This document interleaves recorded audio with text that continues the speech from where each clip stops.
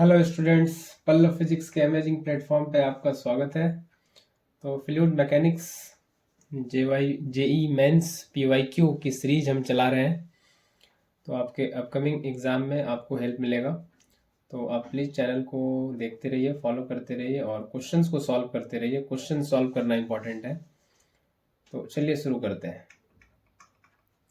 तो आज का पहला क्वेश्चन है हमारा, if m is the mass of water that rises in a capillary tube of radius r, then mass of water which will rise in a capillary tube of radius 2r। तो ये capillary rise से related problem है। तो अगर आपने capillary rise पढ़ रखा है, कैपिलरी एक्शन, तो ये कुछ कंटेनर और इसमें ये लिक्विड ये भरा हुआ है और इसमें जैसे एक ग्लास ट्यूब ऐसे इसमें डालते हैं, जैसे इसमें ये ग्लास ट्यूब डालते हैं तो क्या होता है, लिक्विड इसमें राइज कर जाता है। नहीं, लिक्विड इसमें राइज कर जाता है और ये यहाँ पे एक मेनिस्कस बनाता है। नहीं, यहाँ पे ये एक मेनिस्कस बनाता है। ठीक है, ये एक मेनिस्कस बनाता है, कॉनकेव मेनिस्कस। और ये जितना हाइट राइज किया ये कंटेनर के लिक्विड के फ्री सरफेस से, ये एच हाइट होता है जितना हाइट ये राइज किया। ठीक है, तो ये हाइट जितना राइज किया ये होता है h equal to 2s cos theta by r rho g, जहां पे रो क्या है, रो है लिक्विड का डेंसिटी। नहीं, और r क्या है, r है इस ट्यूब का रेडियस। नहीं, r क्या है, r रेडियस ऑफ ट्यूब। तो ये ग्लास ट्यूब इसमें डूबा हुआ है, उसका रेडियस है, रेडियस ऑफ ट्यूब है ये। थीटा क्या होता है, थीटा होता है एंगल ऑफ कांटेक्ट, है ना, एंगल ऑफ कांटेक्ट ये होता है थीटा। ठीक है, जो यहाँ पे ये लिक्विड, ये यहाँ पे ये जो एंगल बनता है ये बिल्कुल ये, और ये लिक्विड के फ्री सरफेस से ये जो एंगल बनता है ये एंगल ऑफ कांटेक्ट।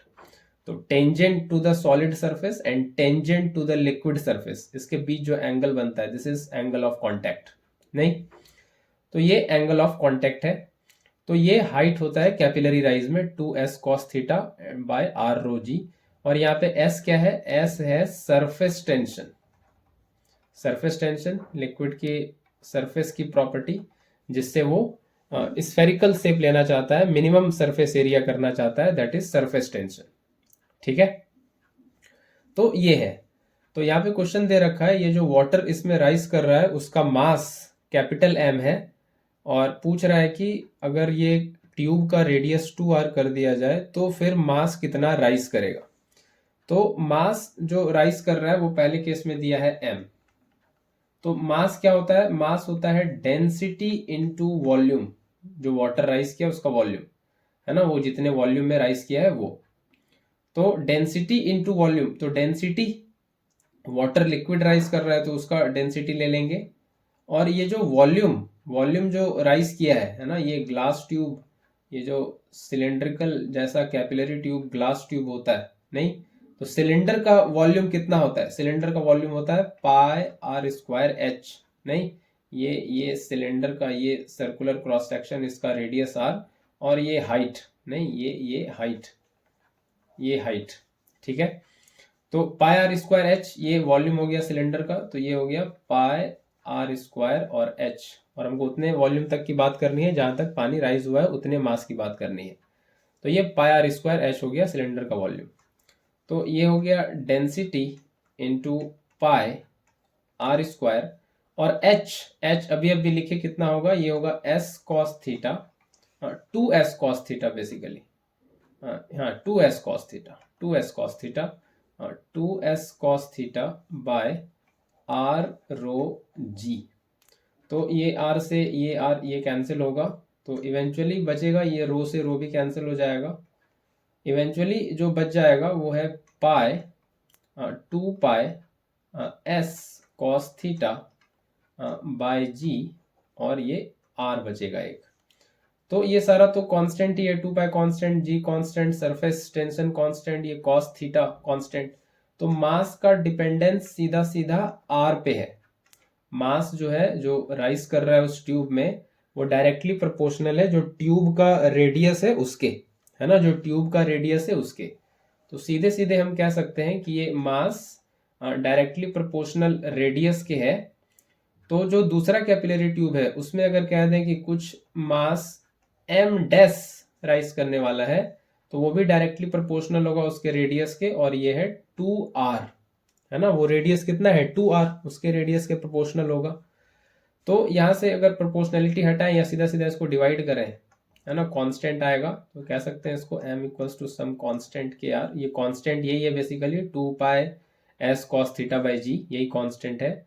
और m प्राइम ये हो जाएगा, ये भी सेम कांस्टेंट के, और ये 2r। तो इसको जब डिवाइड कर लेंगे सिंपली तो ये बन जाएगा m by M prime, and this is 1/2, है ना, 1/2। ये के आर कैंसिल हो जाएगा, तो m प्राइम कितना आ रहा है, m प्राइम ये 2 इंटू एम हो जाएगा। तो m प्राइम जो आ जा रहा है ये 2m आ जा रहा है। तो मास कितना हो जाएगा, डबल हो जाएगा, पहले जितना मास राइज किया था उससे ज़्यादा हो जाएगा, नहीं 2 गुना हो जाएगा। तो इसमें सही ऑप्शन कौन सा लग रहा है, डी ऑप्शन बिल्कुल सही लग रहा है, मास हो जाएगा डबल। तो ये कैपिलरी राइज से क्वेश्चन था। ठीक है, आगे बढ़ते हैं और अगले क्वेश्चन पे चलेंगे। ठीक है, हम लोग बात करेंगे अगले क्वेश्चन की। तो अगले क्वेश्चन पे चलेंगे, क्वेश्चन नंबर 2। क्वेश्चन नंबर 2 भी होगा, ये 3 पे आ गए, 2 पे चलते हैं। क्वेश्चन नंबर 2 भी होना चाहिए, क्वेश्चन नंबर 2 भी है बिल्कुल। चलिए क्वेश्चन नंबर 2 की बात कर लें। तो the excess pressure inside a liquid drop is 500 newton per metre square. If the radius of drop is 2 millimetre, the surface tension of liquid is x into 10⁻³ newton per metre. तो x का value पूछा है। तो excess pressure inside a liquid drop, तो liquid drop है ना, ये liquid drop, इसके अंदर का प्रेशर कह दें कुछ p इनसाइड और बाहर का प्रेशर कुछ p आउटसाइड, और इस लिक्विड ड्रॉप का जो रेडियस है उसको कह दें कुछ कैपिटल R। तो एक्सेस प्रेशर होता है p inside minus p outside, this is 2s/r। ये होता है access pressure inside a liquid drop. Formula आपने पढ़ रखा होगा, this s is the surface tension and this r is radius of the liquid drop. ठीक है, तो ये एक्सेस प्रेशर इसी को कहते हैं पी माइनस पी नॉट, ये यही कहलाता है एक्सेस प्रेशर, है ना, ये पूरा term P minus P not ये कहलाता है एक्सेस प्रेशर। तो पी माइनस पी नॉट ये क्वेश्चन में दे रखा है कितना, ये दे रखा है 500, और रेडियस दे रखा है 2 मिलीमीटर, और सरफेस टेंशन फाइंड करना है। तो ये 2s सिंपली, और r कितना हो जाएगा 2 मिलीमीटर है, तो इसको मीटर बना लें, तो 2 इंटू 10⁻³ तो ये 2 से 2 कट जाएगा, और सरफेस टेंशन यहाँ से बहुत क्लियरली दिख रहा है 500 इंटू 10⁻³ न्यूटन पर मीटर। तो दिए गए क्वेश्चन से इसको कंपेयर करें तो 10⁻³ है और 10⁻³ है, मतलब x का वैल्यू जो है वो कितना आ रहा है 500, नहीं ये जो x फाइंड करने बोला है ये कितना आ रहा है कंपेयर करके 500, तो यहाँ पे आंसर हो जाएगा 500, और यही यहाँ पे इसको फिल करना था, ये 500 हो जाएगा आंसर। ठीक है, x का वैल्यू हो जाएगा 500। आई होप ये समझ आया होगा, ये access pressure inside liquid drop का फॉर्मूला होता है। और बस थोड़ा सा ये बता दूं कि सोप बबल में यही formula P inside minus P outside ये 4s/r हो जाता है, डबल हो जाता है, नहीं सोप बबल में डबल हो जाता है। ठीक है, तो आगे बढ़ते हैं अगले क्वेश्चन पे, और अगला क्वेश्चन होगा हमारा क्वेश्चन नंबर 3, इस पे बात करते हैं। तो ये कह रहा है कि pressure inside 2 soap bubble, 2 soap bubble के अंदर का प्रेशर कितना है 1.01 एंड 1.02। तो वॉल्यूम का रेशियो पूछा है, वॉल्यूम का क्या रेशियो होगा, ये 2020 का क्वेश्चन है। ठीक है, ये 2020 का क्वेश्चन है। तो प्रेशर इनसाइड 2 सोप बबल, 2 अलग अलग सोप बबल है, तो P इनसाइड इसको कह देते हैं पहले सोप बबल, सबस्क्रिप्ट 1 बता रहा है कि ये पहला है, और माइनस P आउटसाइड वो तो दोनों सोप बबल के लिए सेम ही होगा बाहर का प्रेशर। ये कितना दे रखा है, ये दे रखा है 1.0। अच्छा, ये प्रेशर इनसाइड है ना, ये प्रेशर इनसाइड है, ये एक्सेस प्रेशर नहीं है। ये है प्रेशर प्रेशर प्रेशर इनसाइड, ठीक है, ये है प्रेशर इनसाइड। ये इनसाइड का प्रेशर दे रखा है कितना, ये 1.01। एक्चुअली मुझे लगा ये एक्सेस प्रेशर है, एक्सेस प्रेशर नहीं है। और दूसरे सोप बबल का जो इनसाइड का प्रेशर है ये कितना है, ये है 1.02, ठीक है। तो पूछा है वॉल्यूम का रेशियो पूछा है, तो यहाँ से पहले हमको पता क्या है, हमको ये पता है कि एक्सेस प्रेशर जो होता है P इनसाइड पहले का माइनस P आउटसाइड, ये होता है 4S/R। 4S/R होता है, और इसको R1 कहेंगे पहले सोप बबल का। और दूसरे सोप बबल में भी वैसे P इनसाइड दूसरे का माइनस P0 ये आउटसाइड का, ये भी 4S/R2 हो जाएगा। तो P इनसाइड कितना है 1.01, और P0 आउटसाइड एटमॉस्फेरिक प्रेशर ये कितना होगा 1 atm, है ना, ये 1.01 atm है। आउट एटमॉस्फेरिक प्रेशर कितना होता है 1 atm नहीं, और ये हो जाएगा 4S/R1। ये भी दूसरे वाले का भी 1.02 माइनस 1 atm, और ये हो जाएगा 4S/R2। तो इसको सॉल्व कर ले हम लोग, तो ये बनेगा 1 में 1 जाएगा 0.01, और ये बनेगा 4S/R1, है ना, और ये बनेगा 0.02 और 4S/R2। सोप बबल है तो सरफेस टेंशन तो सेम ही होगा, है ना, ये सरफेस टेंशन तो एक लिक्विड के लिए एक मटेरियल के लिए सेम ही होगा नहीं, तो ये सरफेस टेंशन सेम है। तो अब वॉल्यूम का रेशियो चाहिए, तो एक काम कर सकते हैं, इसको यहाँ से डिवाइड कर लेते हैं, है ना, दोनों इक्वेशन को डिवाइड कर लेते हैं। तो ये हो जाएगा 0.01 डिवाइडेड बाय 0.02, और ये इधर बनेगा 4S/R1, और ये इधर बनेगा 4S/R2।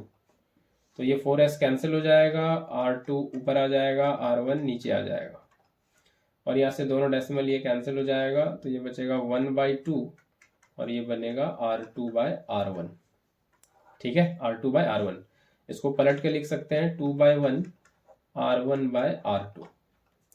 तो वॉल्यूम का रेशियो, तो वॉल्यूम सोप बबल स्फेरिकल, तो वॉल्यूम क्या होगा 4/3, ऐसे लिखें V1/V2। तो वॉल्यूम क्या होगा स्फेरिकल सोप बबल का 4/3 पाई R1 क्यूब, और दूसरे का होगा 4/3 पाई R2 क्यूब। तो 4/3 पाई कैंसिल हो जाएगा, R1/R2 का क्यूब, तो R1/R2 आ चुका है 2/1, तो 2 का क्यूब और ये 1 का क्यूब इस तरह से, और ये आ जाएगा 8/1, और ये हो जाएगा 8:1। तो 8:1 ये सही आंसर होना चाहिए। तो देख लेते हैं, ये थर्ड ऑप्शन में दिख रहा है 8:1, तीसरा ऑप्शन सही है, ठीक है, तीसरा क्वेश्चन का तीसरा ऑप्शन सही है। तो ये 8:1 हो जाएगा। तो ये access pressure inside the soap bubble, ये आपको पता होना चाहिए फॉर्मूला। तो सोप बबल में 4S/R, लिक्विड ड्रॉप में 2S/R। आगे बढ़ते हैं, अगले क्वेश्चन पे चलते हैं। तो ये है क्वेश्चन नंबर 4। तो क्या कह रहा है ये, water flows in a horizontal tube, the pressure of water changes by 700 newton per metre square between A and B. Pressure change हो जाएगा कि नहीं, ये थोड़ा क्रॉस सेक्शन, यहाँ पे ए पे एरिया ज्यादा है, area of cross section, B पे थोड़ा एरिया कम है, नहीं बी पे क्या है एरिया थोड़ा कम है। तो प्रेशर ए से बी आते हैं तो प्रेशर बदल जाता है 700 newton per metre square. Where the area of cross section ये दे रखा है, ए का 40, यहाँ का 40 दे रखा है, और बी का 20 दे रखा है। एरिया ऑफ क्रॉस सेक्शन अलग अलग है, यहाँ पे थोड़ा ज्यादा वाइडर है, यहाँ पे थोड़ा नैरो डाउन हो गया है। तो rate of flow through the tube पूछ रहा है। तो जब भी क्वेश्चन में रेट ऑफ फ्लो पूछे, कभी भी अगर रेट ऑफ फ्लो पूछा जाए तो इसका मतलब होता है एरिया इंटू वेलोसिटी, है ना, एरिया इंटू वेलोसिटी, जो इक्वेशन ऑफ कॉन्टिन्यूटी से भी आता है। नहीं, इक्वेशन ऑफ कॉन्टिन्यूटी यही कहता है, इक्वेशन ऑफ कॉन्टिन्यूटी कि ये एवी ये होता है कांस्टेंट, एरिया इंटू वेलोसिटी होता है कांस्टेंट, मतलब rate of flow through the tube constant होता है। तो ए वी का प्रोडक्ट ही हमको निकालना है, एरिया इंटू वेलोसिटी का प्रोडक्ट जो आएगा वो सेम होगा, यहाँ पे ए पे भी और बी पे भी। यहाँ पे एरिया ज़्यादा है तो वेलोसिटी धीमा होगा, बी पे एरिया कम है तो पानी या लिक्विड जो भी है वो तेज बहेगा, ताकि एवी का प्रोडक्ट सेम रहे, रेट ऑफ फ्लो सेम रहे, और रहता है। यही इक्वेशन ऑफ कॉन्टिन्यूटी है। ठीक है, तो हम लोग ए इंटू वी कैलकुलेट करेंगे और वही हमारा रेट ऑफ फ्लो बताएगा। तो कैसे इसको करेंगे, ए और बी कैसे आएगा? ए तो दिया हुआ है, कोई एक एरिया ऑफ क्रॉस सेक्शन ले लेंगे और वेलोसिटी फाइंड करना होगा या तो ए पे या तो बी पे। तो कैसे फाइंड करेंगे? तो इसको फाइंड करने के लिए सबसे पहले हम लोग इसको तो जरूर यूज करेंगे, इक्वेशन ऑफ कॉन्टिन्यूटी को। इक्वेशन ऑफ कॉन्टिन्यूटी, तो इक्वेशन ऑफ कॉन्टिन्यूटी क्या कहता है कि ए प्रोडक्ट ऑफ एरिया और वेलोसिटी यानी कि रेट ऑफ फ्लो ये होता है constant.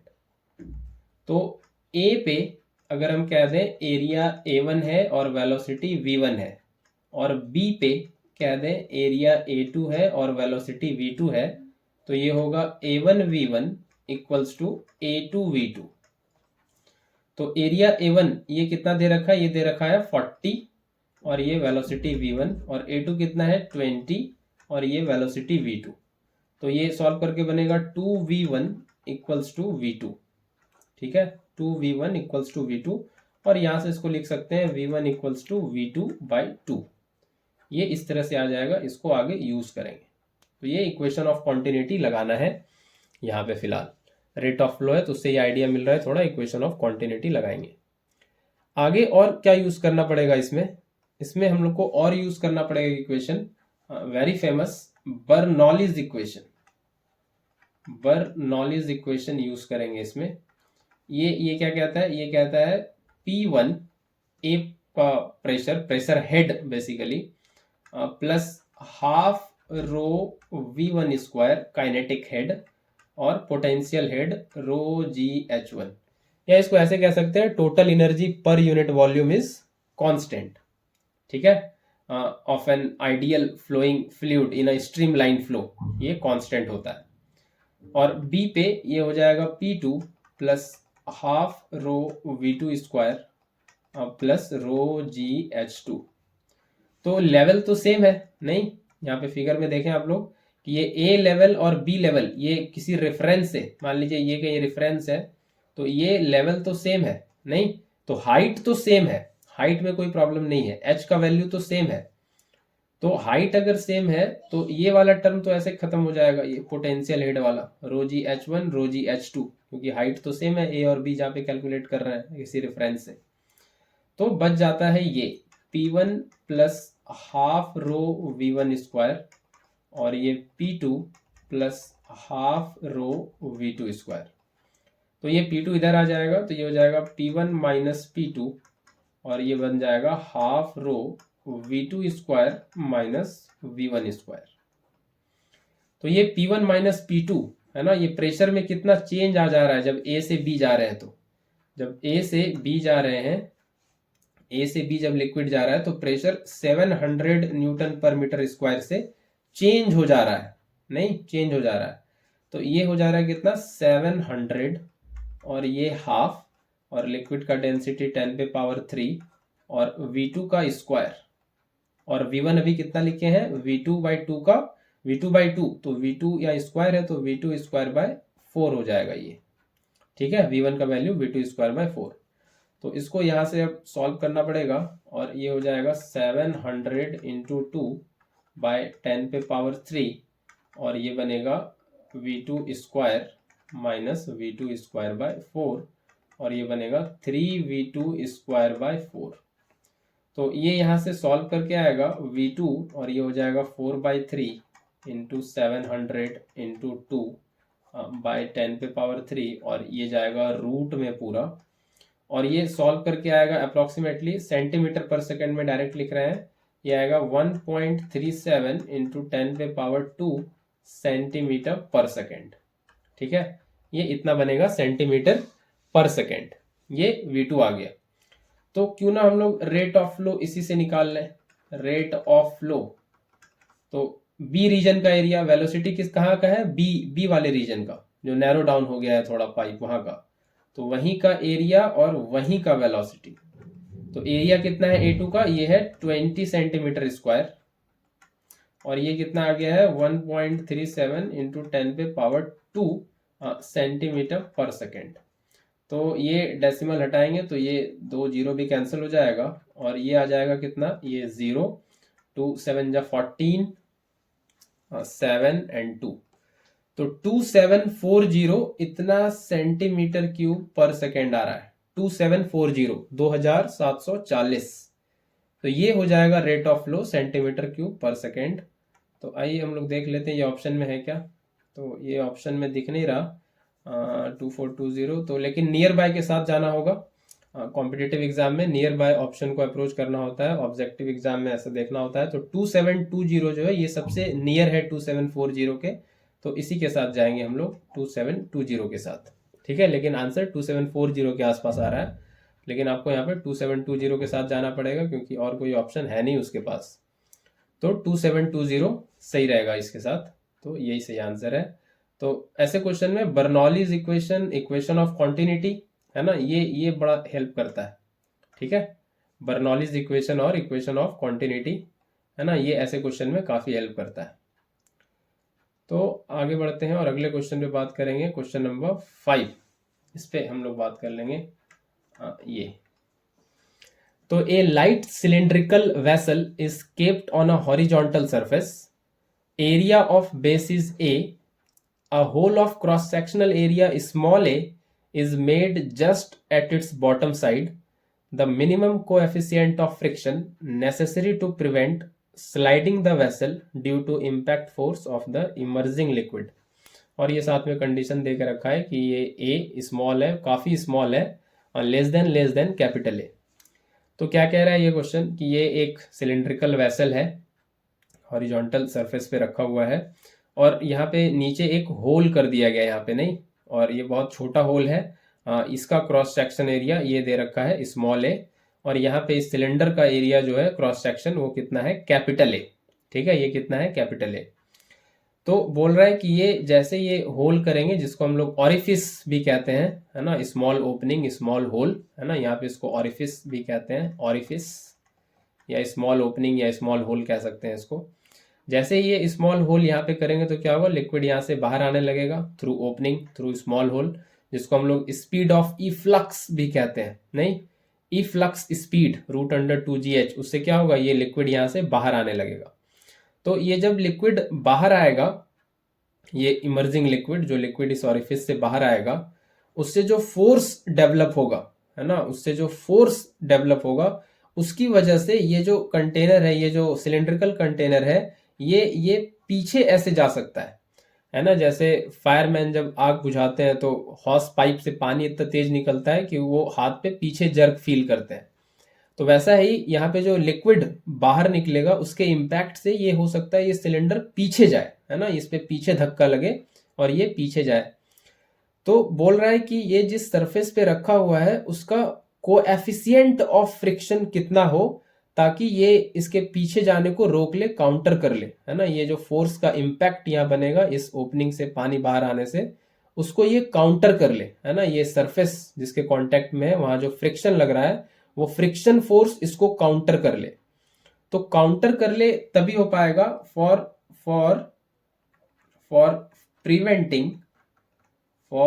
Preventing the vessel from sliding. Vessel को स्लाइडिंग से प्रिवेंट कराने के लिए क्या होना पड़ेगा, ये होना पड़ेगा कि ये जो फ्रिक्शन फोर्स डेवलप हो रहा है, जो है ही बेसिकली उसके कांटेक्ट में रहने की वजह से, इस फ्रिक्शन फोर्स को एग्जैक्टली, है ना, नियरली अप्रोक्सीमेटली बराबर होना पड़ेगा किसके, इम्पैक्ट फोर्स के, impact force of emerging liquid. जो लिक्विड बाहर आ रहा है उससे जो फोर्स डेवलप हो रहा है उसके नियरली बराबर होना पड़ेगा, तभी वो स्लाइड नहीं करेगा।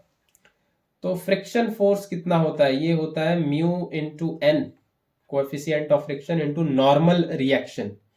और इम्पैक्ट फोर्स कितना होगा, ये हो जाएगा सेकेंड लॉ से change in momentum, time rate of change in momentum, ये। और ये मोमेंटम को हम लोग लिख सकते हैं मास इंटू वेलोसिटी, है ना, मास इंटू वेलोसिटी। तो इसको डिफरेंशिएट करेंगे तो पहले m को बाहर करें और ये हो गया dv बाई dt, और v को बाहर करें और ये हो गया dm बाई dt। तो इस ऑरिफिस से जो लिक्विड बाहर आ रहा है ना, इस ऑरिफिस से जो लिक्विड बाहर आ रहा है वो एक कांस्टेंट स्पीड से बाहर आ रहा है, और उस स्पीड को क्या कहते हैं हम लोग, उसको कहते हैं स्पीड ऑफ ई फ्लक्स, उसको बोला जाता है स्पीड ऑफ ई फ्लक्स। और उस v का वैल्यू भी होता है रूट अंडर 2gh। 2gh, ये h क्या है, ये जो ऑरिफिस से पानी आ रहा है इससे लिक्विड कितने हाइट तक है, ये वाला हाइट है ना, ये वाला हाइट, ऑरिफिस जिससे पानी आ रहा है बाहर आ रहा है उससे कितने हाइट तक लिक्विड है ऊपर, ये वाला हाइट। तो ये यहां से आ जाता है बर्नौलीज इक्वेशन को यूज करते हुए, ये यहां से आ जाता है root under 2gh। Speed of efflux आपने पढ़ रखा होगा, ये रूट अंडर 2gh वैल्यू आता है, ठीक है, स्पीड ऑफ ई फ्लक्स ये आता है रूट अंडर 2gh। और ये कांस्टेंट है ना, ये इसी स्पीड से लिक्विड बाहर आएगा, तो ये स्पीड नहीं बदलता, ये वेलोसिटी नहीं बदलता, तो ये नहीं बदलता, तो dv बाई dt डिफरेंशिएशन करेंगे, कांस्टेंट का डिफरेंशिएशन 0, तो ये वाला जो टर्म है dv बाई dt ये हो जाएगा 0, ये सर्वाइव नहीं करेगा। तो क्या बचेगा, सिर्फ बचेगा v dm बाई dt, ये सर्वाइव करेगा बस, v dm बाई dt, ठीक है। और ये म्यू इंटू नॉर्मल रिएक्शन के बराबर तो है ही, ये होना पड़ेगा ताकि वो स्लाइड से होने से बच जाए, वो सिलिंड्रिकल वेसल स्लाइड करने से बच जाए। और ये dm बाई dt क्या बता रहा है, dm बाई dt क्या बता रहा है कि ये जो ऑरिफिस से पानी निकल रहा है तो मास यहाँ सिलिंड्रिकल वेसल में कम हो रहा है धीरे धीरे, वो किस रेट से कम हो रहा है, तो rate of change of mass है ना, मास ऑफ वाटर कांस्टेंट नहीं है, ये लिक्विड बाहर निकल रहा है तो मास कम होता जा रहा है धीरे धीरे इसमें, है ना, तो dm बाई dt का ये मतलब है, ठीक है। तो ये समझ में आया। तो हम लोग का इक्वेशन जो इवेंचुअली बन रहा है वो है म्यू इंटू नॉर्मल रिएक्शन और v into dm by dt, v into dm by dt। तो हम लोग अब ये कैलकुलेट कर लें कि ये सब क्या होगा। तो ये म्यू है, n क्या होता है, n होता है mg, है ना, नॉर्मल रिएक्शन। तो ये जो सिलिंड्रिकल वेसल में पानी है इसका कितना वेट लग रहा है और उसकी वजह से ये इस पे कितना नॉर्मल रिएक्शन बन रहा है ना। तो जितना मास है वाटर का उतना नॉर्मल रिएक्शन बनेगा, उसका जो वेट है उसके बराबर नहीं। तो n पता भी है, n क्या होता है mg, n यही होता है mg। फ्रिक्शन में आपने पढ़ रखा होगा ये, स्टैटिक फ्रिक्शन में नहीं। और ये इधर v dm बाई dt, ठीक है, ये इधर आ जाएगा। तो इसको थोड़ा इवेलुएट कर लें, ये dm बाई dt क्या है ना, ये dm बाई dt क्या है, इसको थोड़ा इवेलुएट कर लें। तो मास क्या होगा, मास होता है डेंसिटी इनटू वॉल्यूम, और मास किसका है, लिक्विड का, नहीं मास लिक्विड का ही है, उसी की वजह से वेट है नहीं। तो ये मास लिक्विड का है, यही जो बाहर आ रहा है। तो मास होता है डेंसिटी इनटू वॉल्यूम, और मास लगातार चेंज हो रहा है क्योंकि ऑरिफिस से बाहर आ रहा है तो मास उसमें कम हो रहा है वेसल में अंदर। तो इसको डिफरेंशिएट करेंगे क्योंकि ये चेंज हो रहा है समय के साथ, dm बाई dt, और ये इधर हो जाएगा डेंसिटी तो कांस्टेंट है, ये हो जाएगा वॉल्यूम, है ना, वॉल्यूम dv बाई dt, ये वॉल्यूम हो जाएगा, ठीक है, ये dv बाई dt। तो ये जो dv बाई dt यहाँ पे दिख रहा है आपको, ये dv by dt rate, time rate of change of volume. तो वॉल्यूम समय के साथ कैसे बदल रहा है, तो dv बाई dt ये क्या है, ये बेसिकली है वॉल्यूम ऑफ लिक्विड या volume of water flowing per second, और इसी को कह सकते हैं rate of flow of water, rate of flow जो कांस्टेंट होता है। तो वॉल्यूम कितना होता है, volume of water flowing per second, ये रेट ऑफ फ्लो कितना होता है, ये होता है area into velocity. Rate of flow कितना होता है, एरिया इंटू वेलोसिटी होता है रेट ऑफ फ्लो लिक्विड का, वाटर का।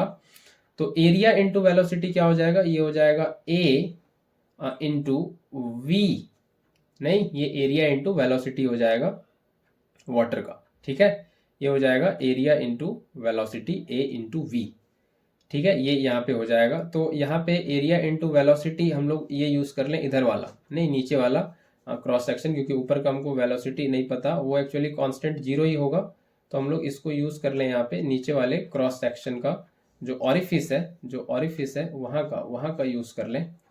तो इसको यहाँ पे लिखेंगे, स्मॉल a इंटू वी।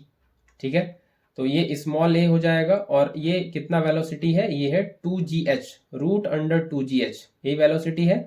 ये कितना वेलोसिटी है, ये दे रखा है रूट अंडर 2gh। तो इसको हम लोग यूज़ करेंगे अभी आगे यहाँ पे, इसको हम लोग अभी यहाँ पे आगे यूज़ करेंगे। ठीक है, इसको हम लोग अभी यहाँ पे आगे यूज़ करेंगे। तो ये बेसिकली रेट ऑफ फ्लो है, एरिया इंटू वेलोसिटी, है ना, ये एरिया इंटू वेलोसिटी।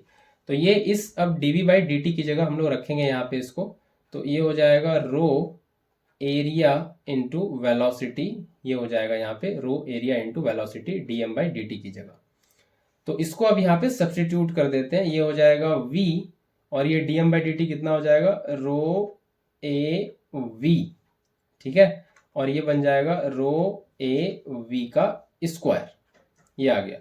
और इधर है म्यू एम जी, और ये m यहाँ से क्या लिख सकते हैं, m को लिख सकते हैं डेंसिटी इंटू वॉल्यूम, और ये g और रो ए वी का स्क्वायर। तो ये डेंसिटी कैंसिल हो जाएगा, यहाँ से ये डेंसिटी कैंसिल हो जाएगा, और ये म्यू और ये वॉल्यूम है ना, ये मास डेंसिटी इंटू वॉल्यूम। तो वॉल्यूम को क्या लिख सकते हैं, इसको लिख सकते हैं एरिया इंटू हाइट, नहीं उस सिलेंडर का एरिया इंटू हाइट, और जितना पानी है उतने का वॉल्यूम, ये हो जाएगा ए वी का स्क्वायर। तो यहाँ से अब कुछ कैंसिल हो रहा है क्या, यहाँ से भी कैंसिल नहीं होगा, वी स्क्वायर का वैल्यू रखते हैं, ये हो जाएगा 2gh, speed of efflux 2gh।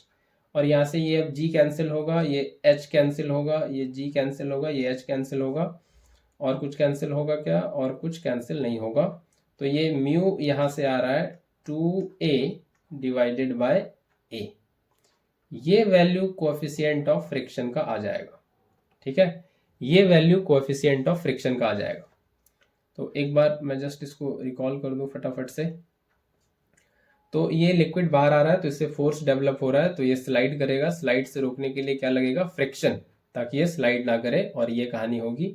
तो ये स्मॉल v यहाँ पे ये वेलोसिटी है, मास इंटू वेलोसिटी, और ये स्पीड ऑफ इफ्लक्स है, तो ये यहाँ पे आ गया। इसके बाद यहाँ पे ये फ्रिक्शन वाला इक्वेशन, और ये फिर से v dm बाई dt, ये v रो इंटू ए। तो यहाँ पे dm बाई dt का वैल्यू इवेलुएट करना है, तो यहाँ से मास डेंसिटी इंटू वॉल्यूम होगा, तो इसको हम कर देते हैं स्मॉल v, ताकि ये स्पीड से कंफ्यूजन ना हो, ये स्मॉल v वॉल्यूम है। ठीक है, ये स्मॉल v जो है ये क्या है, ये वॉल्यूम है स्मॉल v, ताकि कंफ्यूजन ना हो वेलोसिटी और वॉल्यूम में। तो ये स्मॉल v क्या है, ये वॉल्यूम है। ठीक है, ये स्मॉल v वॉल्यूम है। तो इसको यहाँ पे भी, अब ठीक है, अब ठीक है। और यहाँ पे ये भी डेंसिटी, ये वॉल्यूम है। ठीक है, ये भी वॉल्यूम है, ये एरिया इंटू हाइट, ये अब ठीक है। ठीक है, ये v वाला वेलोसिटी है, और ये जो v है ये वॉल्यूम है। तो ये यहाँ पे finally 2 small a by capital A आ जाएगा। तो ये यहाँ पे यूज़ किया गया है, रेट ऑफ फ्लो यहाँ पे फाइंड कर लिया गया है a इंटू वी, और उसको यहाँ पे वापस से सब्सटीट्यूट किया गया a इंटू वी, ये है ना, dm by dt rho A V हो गया, उसको यहाँ पे सब्सटीट्यूट किया गया, और dv बाई dt का वैल्यू आ गया कितना, एरिया इंटू वेलोसिटी, है ना, एरिया इंटू वेलोसिटी, और उसको यहाँ पे सब्सटीट्यूट कर दिया गया फाइनली। और यहाँ पे ये v स्क्वायर, ये क्या है, वेलोसिटी है, तो v स्क्वायर का रखा गया वैल्यू 2gh, है ना, ये जो अभी यहाँ पे लिखे थे, ये स्पीड ऑफ इफ्लक्स, ये रूट अंडर 2gh, तो इसका स्क्वायर करेंगे तो रूट हट जाएगा, तो 2gh वैल्यू आ रहा है, तो वही यहाँ पे आ रहा है, और म्यू का finally value 2a by capital A हो जाएगा। ठीक है, तो ये कितना आ रहा है, 2a बाई कैपिटल ए, तो ये यहाँ पे सही लग रहा है, सी ऑप्शन सही लग रहा है। ठीक है, 2a बाई कैपिटल ए। आगे बढ़ते हैं, अगले क्वेश्चन पे चलते हैं। ठीक है, अगले क्वेश्चन पे चलते हैं, आगे बढ़ते हुए अगले क्वेश्चन पे चलते हैं, और अगला क्वेश्चन ये है। ठीक है, एक क्यूबिकल ब्लॉक है 0.5 मीटर साइड का, जो वाटर पे फ्लोट कर रहा है, और उसमें कितना वॉल्यूम डूबा हुआ है उसका 30%। तो ये एक, फिर से ये एक लिक्विड है, और इसमें क्यूब है ना, इसमें एक क्यूब डूबा हुआ है, लेकिन पूरा नहीं, सिर्फ 30%, है ना, पूरे वॉल्यूम का सिर्फ 30% डूबा हुआ है, पूरा नहीं डूबा हुआ है, और साइड कितना है 0.5 मीटर। ठीक है, और ये फ्लोट कर रहा है वाटर पे। तो कोई भी चीज फ्लोट करे तो सीधा सीधा लॉ ऑफ फ्लोटेशन के पास जाना पड़ेगा, और वो क्या कहता है, वो कहता है wait of the body, wait of the body वो क्या होता है, वो होता है अप थ्रस्ट के बराबर, है ना। ये जो बॉडी पानी में डूबी हुई है, तो इसके सबमर्ज्ड पार्ट से, जो पानी में इमर्ज्ड है, उतने से पार्ट के डूबने से इस पे क्या लगाता है लिक्विड, इस पे लगाता है अप थ्रस्ट, है ना, अपवर्ड डायरेक्शन में अप थ्रस्ट लगाता है। तो अप थ्रस्ट लगता है तो ये सिनेरियो बनता है फिर कि अगर वो फ्लोट कर रहा है तो weight of the body equal to up thrust, है ना। लॉ ऑफ फ्लोटेशन यही कहता है कि नेट फोर्स बॉडी पे 0 होता है, तो यहाँ पे दो फोर्स लग रहा है, एक इसका वेट है mg, और एक ये इसका अप थ्रस्ट है ना, ये मास ऑफ क्यूब और ये ऊपर अप थ्रस्ट। तो वेट ऑफ बॉडी क्या लिखेंगे, ये लिखेंगे mg, m यहाँ पे ऐसे लिखें, ये मास ऑफ क्यूब और इंटू g, और अप थ्रस्ट क्या होता है, ये होता है रो लिक्विड का डेंसिटी, v, v कितना वॉल्यूम, ये होता है वॉल्यूम ऑफ सॉलिड इमर्ज्ड, जितना सॉलिड डूबा हुआ है बस उतने का वॉल्यूम, पूरा वॉल्यूम नहीं, और ये है g, ये g से g कैंसिल होगा, तो मास ऑफ क्यूब, है ना, या g को रहने देते हैं क्योंकि आगे ये काम आएगा, क्योंकि वेट निकालना है, तो g को रखते हैं, g को कैंसिल नहीं करते अभी। ठीक है, तो ये बनेगा कितना, मास ऑफ क्यूब, ये दे रखा है क्या, मास ऑफ क्यूब, इसको रखते हैं मास ऑफ क्यूब इंटू जी, या इसको आगे के स्लाइड पे लिख लेते हैं, आगे के स्लाइड पे लिख लेते हैं। तो ये हो जाएगा मास ऑफ क्यूब इंटू जी, और डेंसिटी, डेंसिटी वाटर का, लिक्विड का 10⁻³ और वॉल्यूम ऑफ सॉलिड इमर्ज्ड, कितना वॉल्यूम डूबा हुआ है, पूरा नहीं डूबा, 30% सिर्फ, 30% ऑफ टोटल वॉल्यूम। क्यूब का वॉल्यूम क्या होता है, साइड क्यूब, तो 0.5 का क्यूब, और ये कितना हो जाएगा जी। ठीक है, तो पूरा वॉल्यूम नहीं डूबा, जितना वॉल्यूम डूबा हुआ है सिर्फ उस पे बात होगी। ये पहला सिनेरियो बना। दूसरा सिनेरियो ये है इसी क्वेश्चन में कि उसी क्यूबिकल ब्लॉक को, उसी क्यूबिकल ब्लॉक पे क्या रख दिया जा रहा है, एक वेट रख दिया जा रहा है इस तरह से, ताकि वो पूरा ना डूबे, है ना, पूरा ना डूबे, मतलब ये जस्ट फ्लोटेशन वाला केस है कि ये जस्ट ऊपर के सरफेस पे रहे, है ना, पानी इसके ऊपर के सरफेस को टच करते रहे, ये पूरा ना डूबे क्यूबिकल ब्लॉक। ठीक है, लिक्विड इसके ऊपर वाले सरफेस को जस्ट टच करता रहे, और उस पे यहाँ इसके ऊपर जो है एक कुछ वेट रखा हुआ है ना, ये वेट रखा हुआ है, इसका कुछ मास है, इसको m1 कह देते हैं, है ना, ये इसका कुछ मास है, और ये इस तरह से रखा हुआ है, और ये जस्ट फ्लोटेशन वाला केस होगा क्योंकि ये पूरी तरह से सबमर्ज नहीं है, विदाउट फुल्ली सबमर्जिंग, है ना। ये आगे का क्वेश्चन मैं पढ़ दूं, ये आगे क्वेश्चन ये पूछा हुआ है, what is the maximum weight that can be put on the block without fully submerging it under water. मतलब इस क्यूबिकल ब्लॉक पे कितना वेट ऊपर और रख सकते हैं ताकि ये पूरा ना डूबे, है ना, ये पूरा ना डूबे। तो ये इस तरह से कि ये जस्ट फ्लोटेशन वाला केस रहे, ये पानी के सरफेस के जस्ट नीचे रहे, और ये इस पे वेट ये इस तरह से रखा रहे। ठीक है, ये पूरी तरह से अंदर ना डूब जाए। तो अब ये सिनेरियो बन गया है, तो फिर से वही काम करेंगे, weight of the body equal to up thrust. तो यहाँ पे इस बार वेट कितना लग रहा है, तो यहाँ पे वेट इस बार क्यूब का भी है और m1 का भी है, ये दोनों का वेट है, और ये अप थ्रस्ट के बराबर होगा। तो वेट कितना है, तो वेट है m क्यूब का मास और प्लस m1, दोनों दो मास है, और इसका वेट g, और अप थ्रस्ट कितना होगा, वही डेंसिटी ऑफ लिक्विड और वॉल्यूम ऑफ इमर्ज्ड पार्ट। तो इस बार ये पूरा क्यूबिकल ब्लॉक डूब गया है ना, ये क्यूबिकल ब्लॉक पूरा डूबा, ऐसा ना कहें कि ये जस्ट फ्लोटेशन के केस में पानी के सरफेस के जस्ट नीचे है, तो अप्रोक्सीमेटली पूरा ही मानेंगे उसको। तो ये हो जाएगा 0.5 का क्यूब, ये पूरा वॉल्यूम डूबा हुआ है, और इंटू जी, ये सेकेंड इक्वेशन बनेगा। ठीक है, तो अब वेट निकालना है, मतलब ये हमको निकालना है m1 इंटू जी। तो क्या करें, इसको माइनस कर लेते हैं, ये वाला कैंसिल हो जाएगा, तो सब्ट्रैक्ट कर लें फर्स्ट को सेकेंड से, तो ये बन जाएगा m क्यूब इंटू जी प्लस m1g और माइनस m क्यूब इंटू जी, और ये इधर बनेगा रो जी 0.5 क्यूब माइनस रो जी है मतलब तो 10 पे पावर 3 ही हो गया, तो इसको लिख सकते हैं 10 पे पावर 3। और ये माइनस 10 पे पावर 3 जी, और ये हो जाएगा 30/100 इंटू 0.5 का क्यूब।